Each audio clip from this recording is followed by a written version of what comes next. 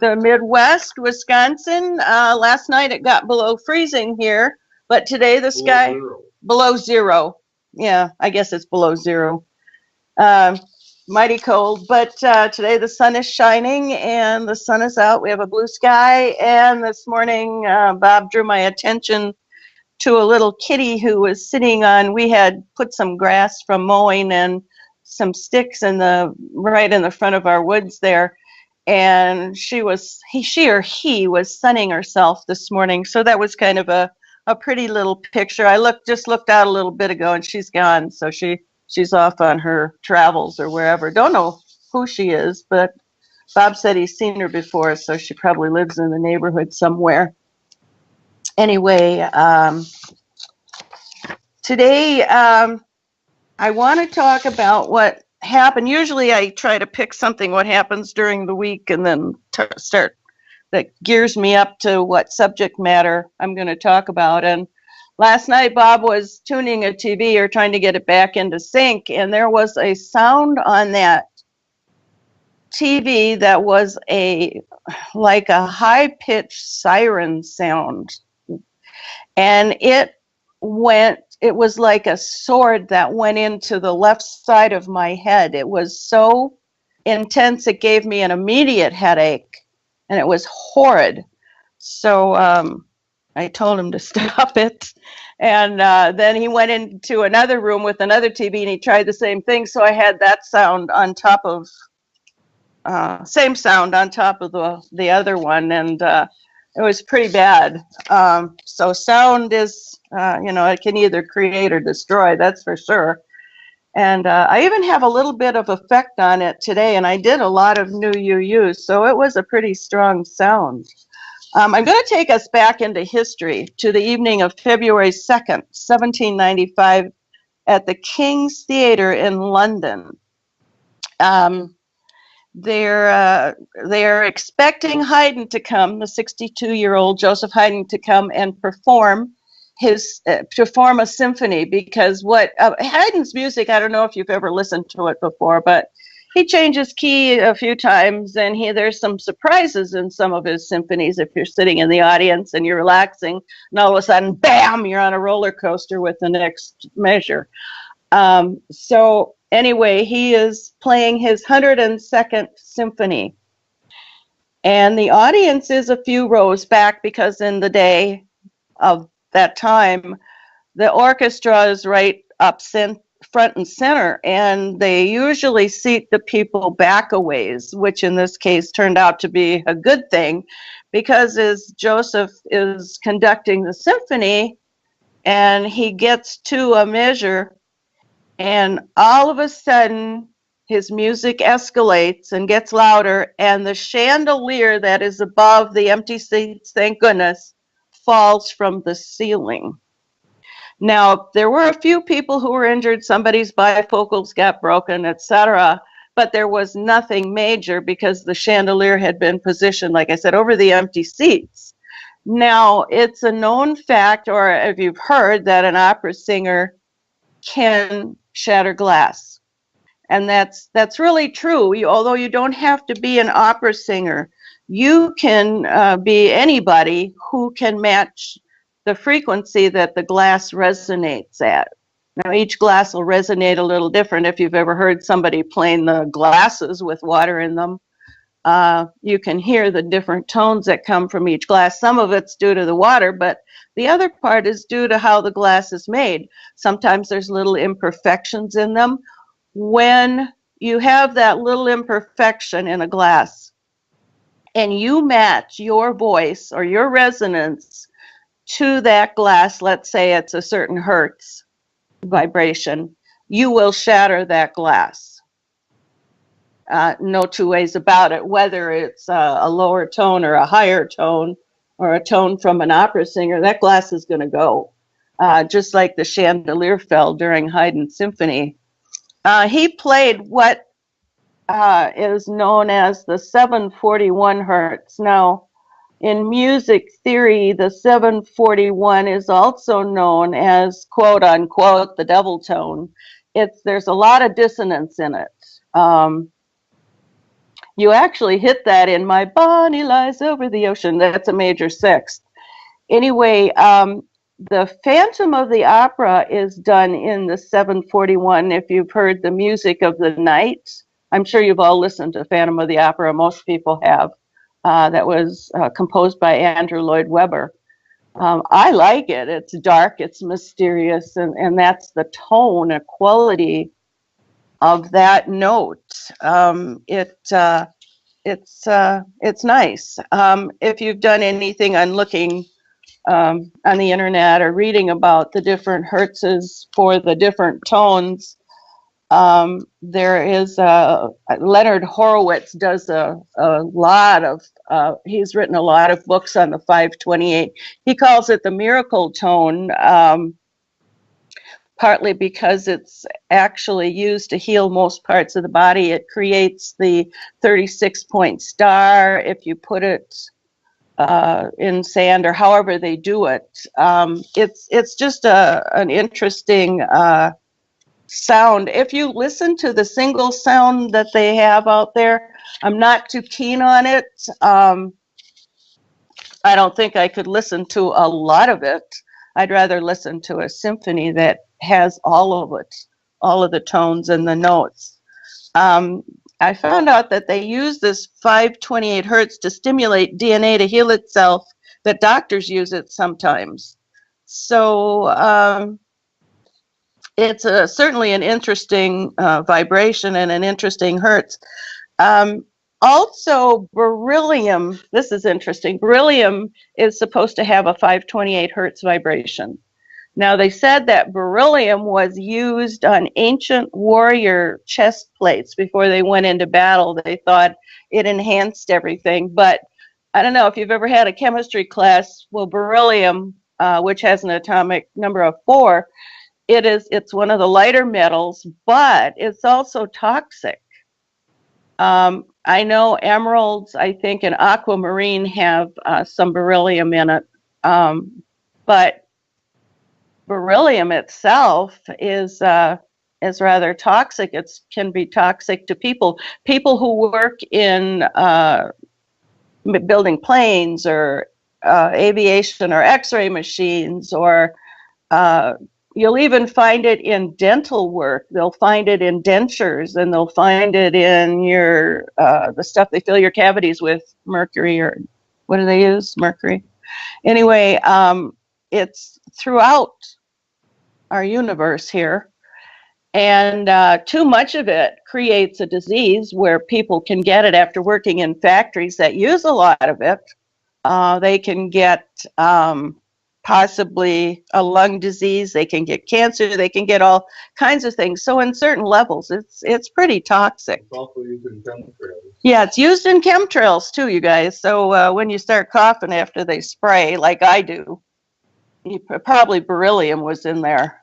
It's really kind of nasty, isn't it? One of the main ingredients in the... Yeah, it's one of the main ingredients, Bob says, and I believe it.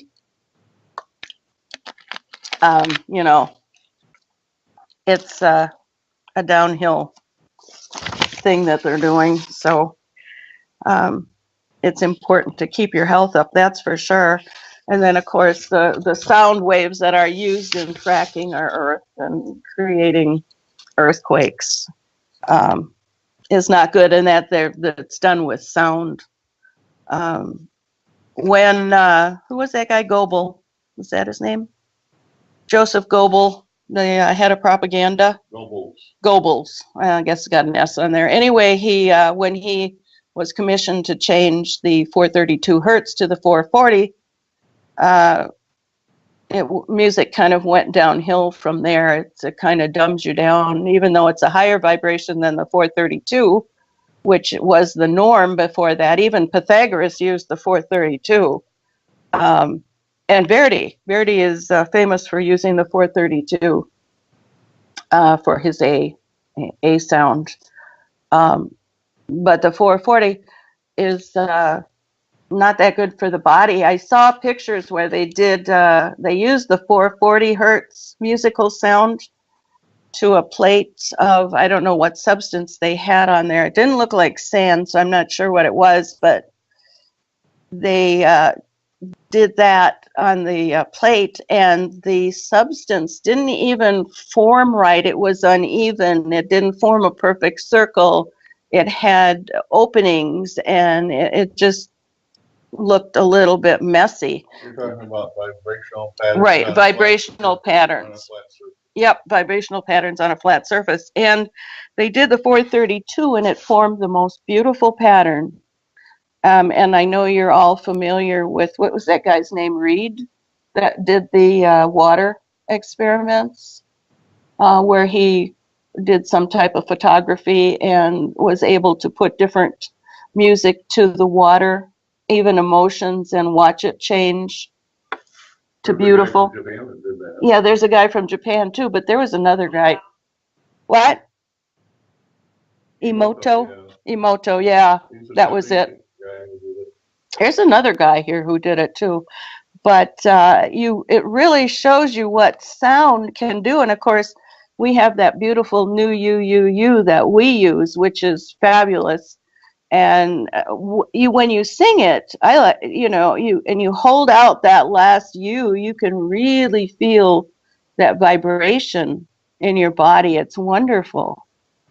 And it probably encompasses all of those wonderful vibrations together. I haven't done any, or I don't know anybody who's done any testing on it, but it's wonderful to do. And I just told my cousin's wife, who's in the hospital, who had the blood clots in her lungs. I told her about the new you yesterday, and talked a little bit about her. She was actually thinking that they could. She was having the idea that she was going to die. And I talked to her a little bit about, well, that's because you've made an agreement somewhere that, or somehow in yourself that you have agreed to this. And she listened a lot. We talked. I've never talked to her for an hour, but yesterday I did. I told her about the new you, and she said she was going to try it. So that will be interesting to follow up on, because I'm real close to her husband. I grew up next door to him. So we're real close.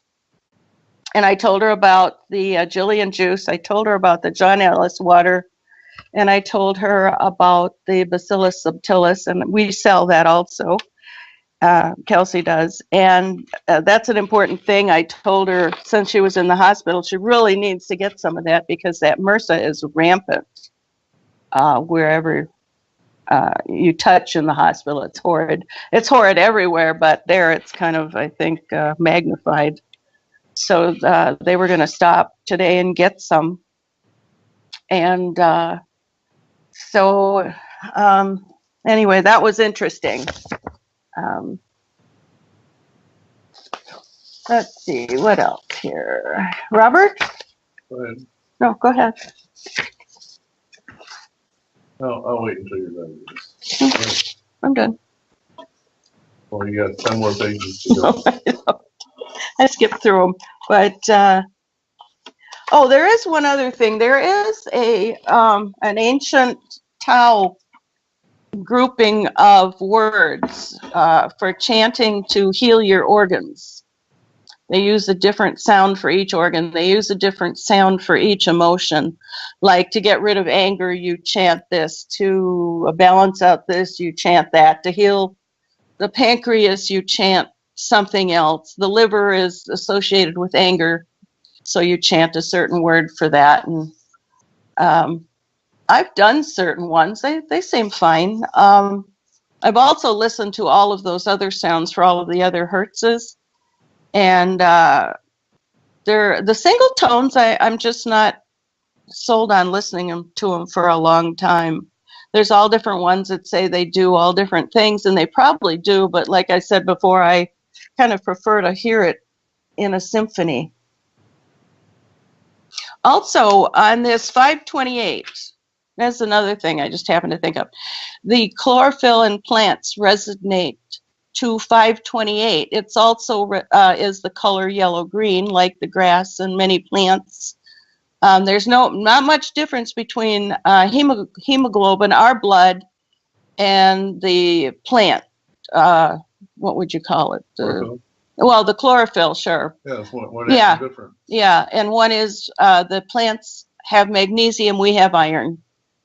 So they have green, we have red from the iron oxide. And we, I guess, the heart chakra is also the green color, which is a good color. Oh, by the way, Duane, I had a dream with you the other night. I just happened to think of it. And you were serving me a huge platter. I mean, we're talking Thanksgiving platter here. It was white rice. I'm sure you wouldn't eat that. But and down the middle of it was like a tunnel, not a tunnel, but it was an indentation like a tunnel. And on top of that were turquoise blue little flattened circular some type of a foodstuff, but I don't know what it was because I had woken up right after I had that dream. And do you have any insights into that? That special real side cooking? No, that's a secret. It's a secret. Oh no. Yeah. You have Okay. to recognize it. Okay. You and Bob have something to discuss? No. What? We have something to discuss, yes? Yeah, your meal. Our meal. Yeah, there's more to the meal than I can reveal. Okay. So what would that be?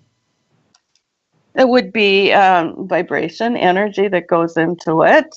It would be probably the color of the food relating to certain qualities. It would be coming from you. That would be a really high vibration. You are serving it, so that would be a giving. It's going to be healthy. It's going to change something, I would think, because food is changed in our systems. Maybe we'll get rid of a bunch of stuff. It would contain a lot of qualities, I would think. Am I hitting on any of them? Well, it's kind of like when you have a meal, when you sit down and have a meal as an idea because it's a demonstration. Just like, Bob taking those pills for his situation there, or like anything. It takes a while. Sometimes it's fast, whatever. It takes a while. But really, it's, again, everything's pointed to your real awareness. And in creation, things are demonstrated. So, if you're offered something or served something, you decide, okay, so in the experience, was it just served? And within yourself, what was the impression? Did you decide to partake, or what was the idea? It's up to you. Again, Well, I definitely was going to eat it. I know that. Okay, so you know best. And, again, just like Bob's experience, when you kids were at the seminar and he had the experience with Harold, and, he offered some ideas to Harold, which are the same thing, which are food for thought. It's the old saying, same thing. All creation is the same. It just appears differently. Well, Harold said, no, I don't like those ideas. You see, so again, it's the offering. And then, yes, it is there. Again, people ask for assistance as an example. But to recognize that, see, it's a recognition. So you see those ideas. Those are other ideas. And then through all that, see, that's all leads up to recognizing the is. So your literal part of yourself says, oh, it's music, it's vibration, it's whatever. That's your literal part, you see? Mm-hmm. Yeah, see, so again, learning to recognize past the experience. Now, you need the experience, but also learning to recognize past the experience. So, that's the idea there. So it doesn't always align itself with, what we've known. It's something different because that's what the is. It's indifferent, but it's a hint. So again, you're the decider. If it's just a meal to you, then it's just a meal. And just like anything else, or is there something else there? You see, so again, that's the idea. Okay. Yeah, so you had the experience, you see what it is, and sometimes these things are hard to describe because we all have these things, and we're thrown a loop, you might say. We're thrown something that it's like, okay, what is that? So it's seeing it sometimes for what it's not also. So we experience everything. So yeah, we're served certain things, and a lot of people, they'll just say, no, I don't want that because it's too much. Yeah, it's too much. But we're made the offer, just like we were making the offer. Like when you kids went to the seminar, you made the offer, but most of them threw it back at you, right? So literally, yeah. Literally, yeah. See, literally, it's right because they used their mind. They didn't see what's going on, and these are supposedly the aware people. Are they aware? No, they're literal. Yeah, so it's all very interesting. So a step at a time, we bring forth whatever, but it's all something that relates to the is in a particular. But when you add more ideas to it, then it becomes those ideas according to how you decide, you see. So you can work off of those, but it's seen behind that, it's seen beyond that, more than that. But, again, that part is unexplainable because the meal is a hint. Okay. Yeah, so you decide. All right. Yeah. Risk. What else? What did you say? This is where you become the risk taker. In other words, you don't play safe with your mind all the time. You learn to see what else there is. And as the world is demonstrating itself to you, you decide to, again, listen to the Skypes that we're on, and, as I present something or share something with people, many times they say, well, I don't know what to do. You see? So again, each individual decides, well, yeah, I don't always know what to do either, but, I decide to do something.